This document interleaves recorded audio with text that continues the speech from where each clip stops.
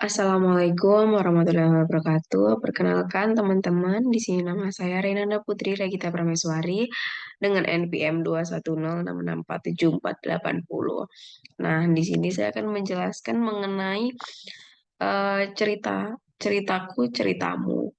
Jadi di sini kita akan membahas mengenai bab tema 14 ya di unit 2 gaya bercerita. Di sini ada struktur cerpen. Jadi teman-teman, struktur cerpen itu terbagi menjadi 6, yaitu yang pertama ada abstrak, kemudian ada orientasi, dan kemudian ada komplikasi, lalu ada evaluasi, ada resolusi, dan ada kode.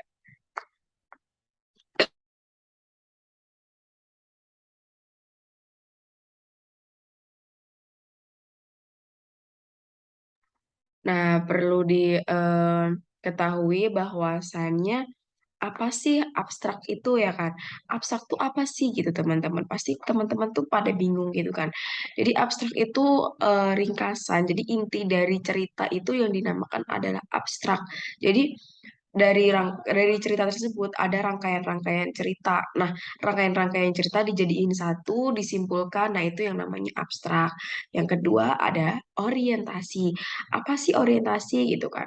Jadi orientasi ini mengacu pada seperti latar tempat, waktu, dan suasana. Jadi itu tuh merupakan orientasi yang ada di dalam cerita. Jadi kayak eh, bagaimana sih orientasi itu jadi berfokus pada kayak ya udah tempat latar mereka, waktu-waktu mereka gitu. Kemudian yang ketiga ada komplikasi. Ada yang tahu teman-teman komplikasi itu apa? Jadi komplikasi itu kejadian-kejadian kejadian atau peristiwa-peristiwa yang di dalam cerita itu yang mengakibatkan adanya sebab akibat gitu. Jadi eh, komplikasi itu di mana watak dari tokoh atau karakter dari tokoh itu muncul gitu. Jadi puncaknya gitu kan. Kemudian ada evaluasi. Evaluasi ini adalah titik di mana klimaks atau puncaknya kalau tadi itu abstrak kan. Tadi orientasi masih perkenalan, komplikasi, pengenalan masalah, evaluasi itu puncaknya. Jadi puncaknya dari permasalahan tersebut gitu. Kemudian ada resolusi. Resolusi ini adalah penyelesaian atau evaluasi. Jadi setelah ada puncak, pasti dia berevolusi, turun. Itu ada penyelesaiannya. Dan yang terakhir itu ada koda. Koda itu amanah apa sih, amanat apa yang dapat kita ambil atau nilai atau pendapat atau pelajaran apa sih yang dapat kita ambil dari cerita tersebut itu.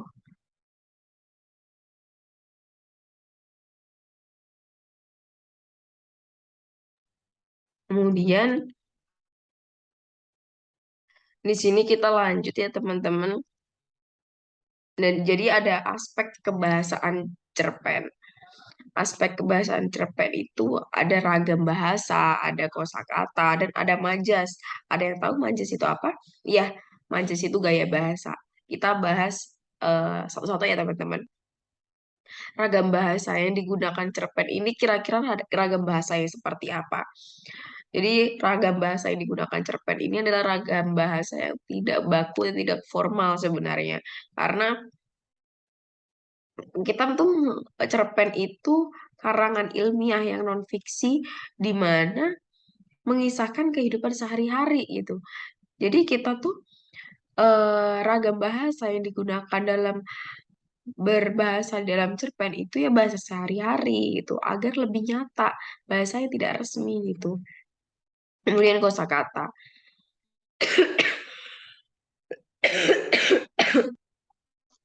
Maaf ya teman-teman, soalnya saya lagi sakit.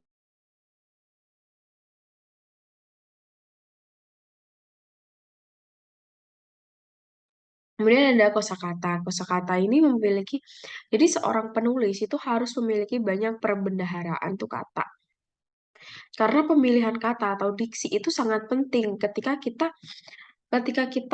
menuliskan cerpen, ketika kita menuliskan sebuah cerita, itu kata-kata itu, diksi itu yang sangat berperan penting menjadi tolak ukur bagaimana cerita kita, kualitas cerita kita gitu.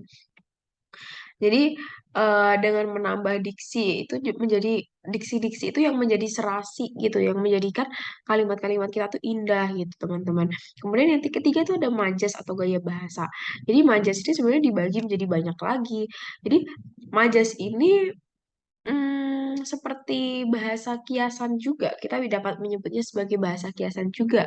Jadi bahasa kiasan di mana kita menghidupkan atau meningkatkan efek dan menimbulkan konotasi-konotasi tertentu.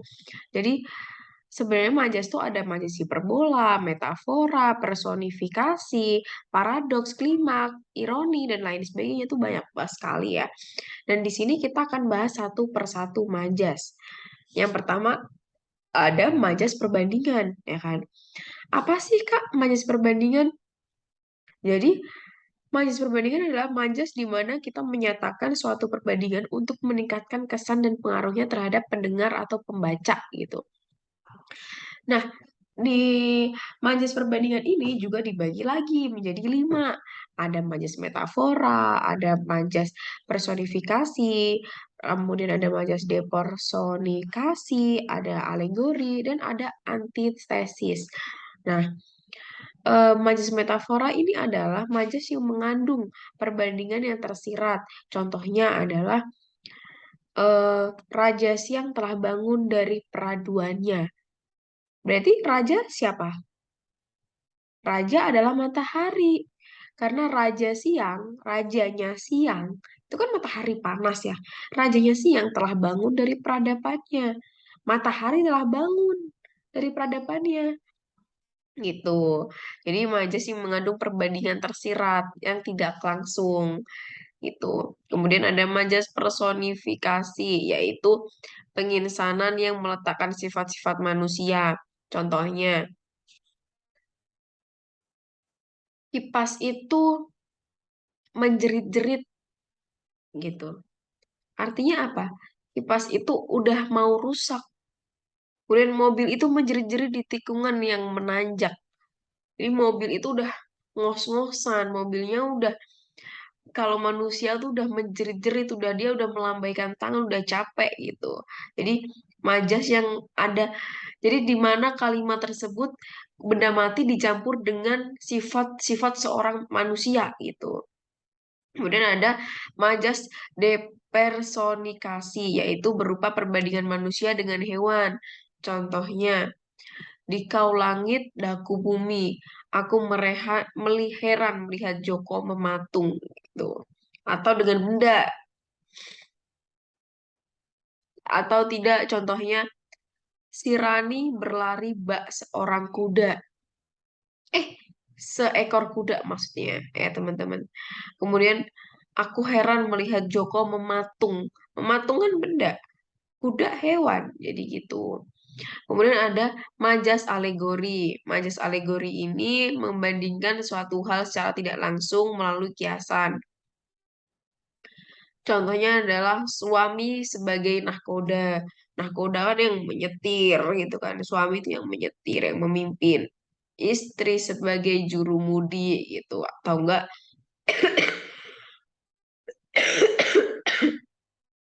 kemudian lanjut yang terakhir, majas perbandingan itu ada antitesis. Jadi antitesis ini melukiskan sesuatu dengan mempergunakan paduan kata berlawanan.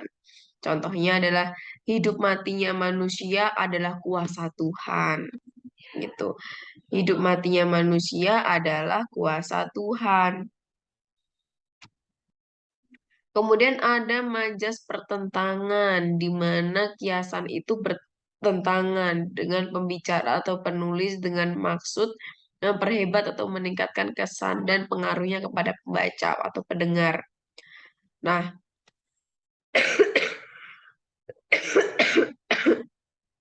majas ini ada 6. Maaf ya.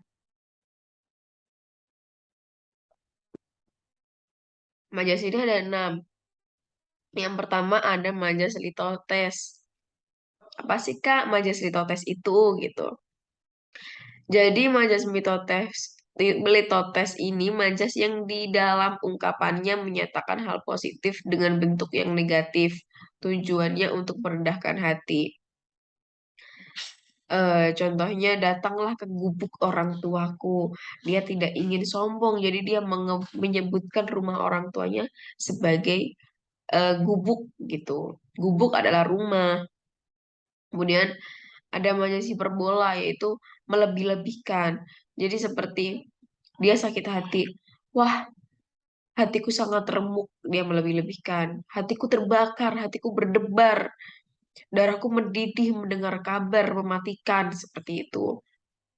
Kemudian ada majas paradoks. Ini pertentangan yang berlawanan dengan maksud sesungguhnya tidak karena objekan berlainan. Contohnya, nanti kalian bisa baca sendiri ya. Contohnya adalah Suki merasa kesepian di tengah kota yang ramai. Gitu. Dia merasa kesepian padahal dia di tempat yang ramai. Kemudian ada majas klimaks, yaitu berupa susunan ungkapan yang semakin lama semakin menekan dan memuncak. Contohnya, sejak menuai benih, tumbuh, hingga menuainya, aku sendiri yang mengerjakan. Jadi, dari awal dia tumbuh hingga dia dicabut, semuanya dia panen, dia mengerjakan dirinya sendiri. Itu majalah klimaks. Maksudnya ini ya. Kemudian ada majas anti klimaks. Apa sih majas anti klimaks?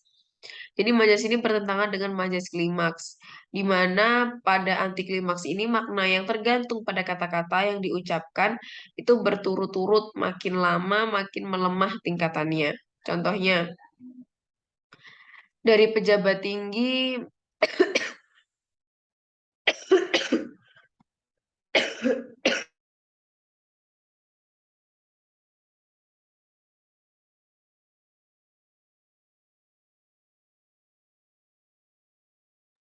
contohnya dari pejabat tinggi ke menengah sampai rendah turut merasakan keprihatinan itu, gitu.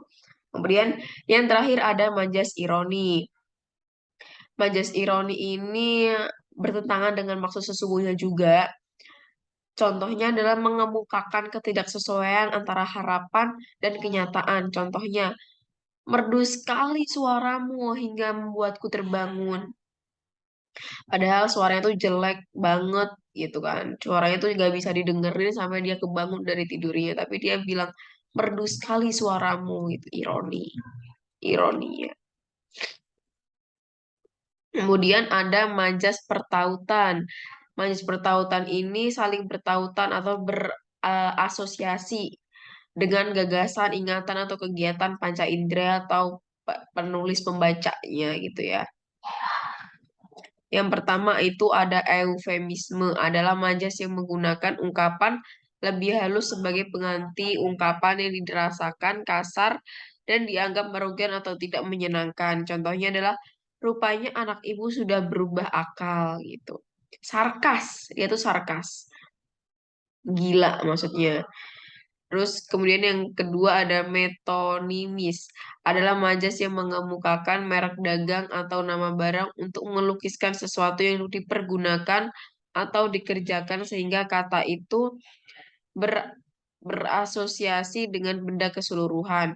Contohnya adalah ayahku kembali naik Raja Wali. Yang dimaksud Raja Wali adalah kapal terbang, pesawat terbang ya kan. Kemudian ada sinekdok. Majas yang menyebutkan nama bagian untuk menyebut nama seluruhnya. Paras prototo. Contohnya adalah saya tidak melihat batang hidungnya Steph hari ini. Itu pars prototo, di mana dia menyebut nama seluruhnya. Namun ada totum pro parte, itu di mana menyebutkan nama keseluruhan sebagai pengganti nama bagiannya. Contohnya, Indonesia mengalahkan Malaysia dengan skor 3-0. Itu adalah totum pro parte gitu. Kemudian ada majas perulangan, yaitu repetisi adalah majas penegasan yang mengulang kata atau beberapa kata pada beberapa kalimat. Contohnya, hidup adalah perjuangan, hidup adalah pengorbanan. Itu adalah hal yang sama gitu. Tautologi adalah majas yang mengulang kata beberapa kali dalam sebuah kalimat. Contoh, sungguh teganya, teganya, teganya. Itu kan pengulangan, pengulangan, pengulangan kan. Itu majas perulangan tautologi. Kemudian yang terakhir ada anafora, majas di mana penegasan seperti repetisi, tetapi biasa digunakan dalam puisi.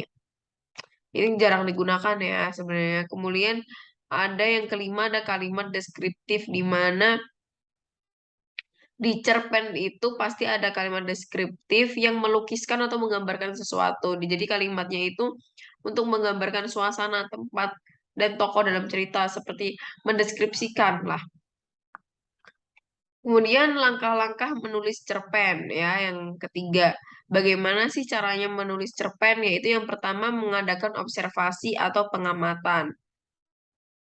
Observasi atau pengamatan ya, yaitu dapat dilakukan dengan pengadaan pengamatan secara langsung. Contohnya adalah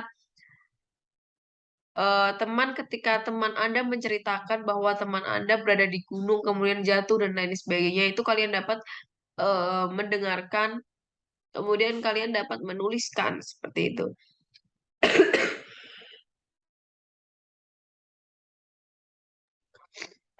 Kemudian juga ada kita ada bisa memilih topik atau tema.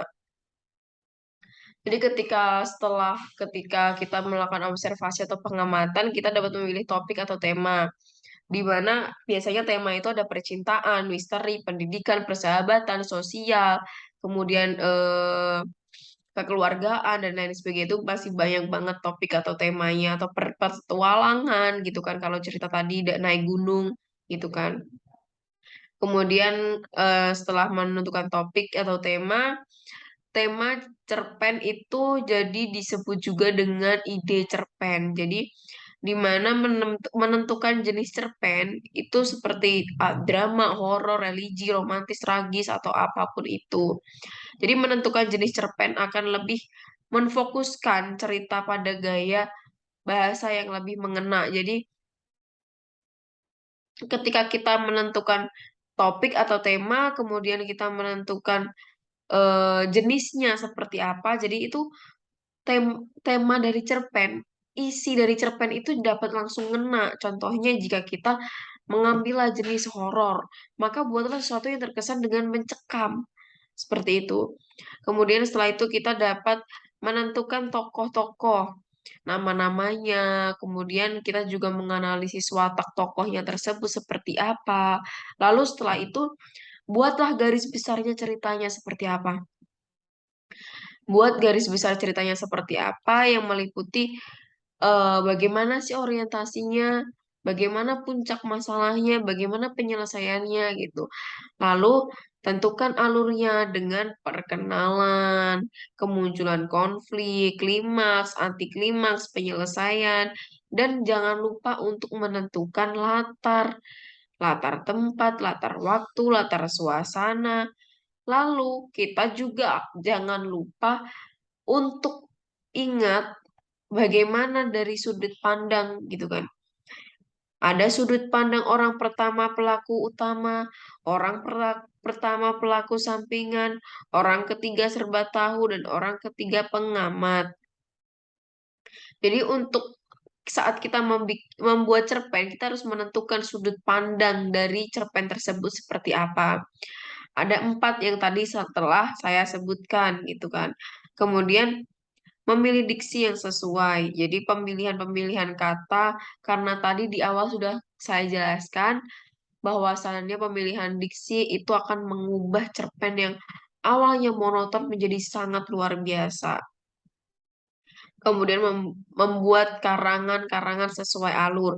Setelah alur ditentukan, adanya latar, ada sudut pandang, diksinya sudah sesuai. mulai membuat kerangka karangan. Kemudian jangan lupa memperhatikan aspek intrinsik dan ekstrinsik. Jadi kalian nanti juga akan membahas mengenai unsur intrinsik dan ekstrinsik ya. Kemudian setelah itu mulai menyusun cerpen dengan memperhatikan padu atau tidaknya antar kalimat. Jadi setelah kita menyusun menulis tidak langsung kita berikan kepada orang-orang, tapi kita juga harus memperhatikan dulu, membaca-baca kembali apakah cerpennya sudah betul betul-betul bagus atau belum, atau perlu ada yang diganti atau seperti apa. Dan yang terakhir menurut saya itu adalah pembuatan judul, karena judul itu harus sesuai dengan tema cerita yang kita bawa, bagaimana alur, bagaimana isi cerita kita. Jadi judul itu berada di akhir. Kemudian yang terakhir kita belajar mengenai cara menyunting cerpen. Bagaimana sih cara menyunting cerpen ya? Menyunting atau mengedit adalah proses memperbaiki sebuah teks dengan memperhatikan aspek isi dan kebahasaannya. Pada teks cerpen, aspek ini berkaitan dengan kelengkapan struktur dan kaidah intrinsik dan ekstrinsik. Jadi, aspek aspek dalam menyunting cerpen itu ada keefektifan kalimat, kemudian ada kepaduan antar kalimat, kemudian ada ketetapan pilihan kata, kemudian ada ketetapan ejaan, di mana satu sama lain, di mana mulai dari huruf, kata, kalimat tuh harus padu satu sama lain. Karena jika tidak padu satu sama lain, pasti cerpen cerpen juga tidak akan berhasil mendapatkan kepuasan dari pembaca seperti itu. Sekian yang dapat saya jelaskan, kurang lebihnya saya mohon maaf. Wassalamualaikum warahmatullahi wabarakatuh.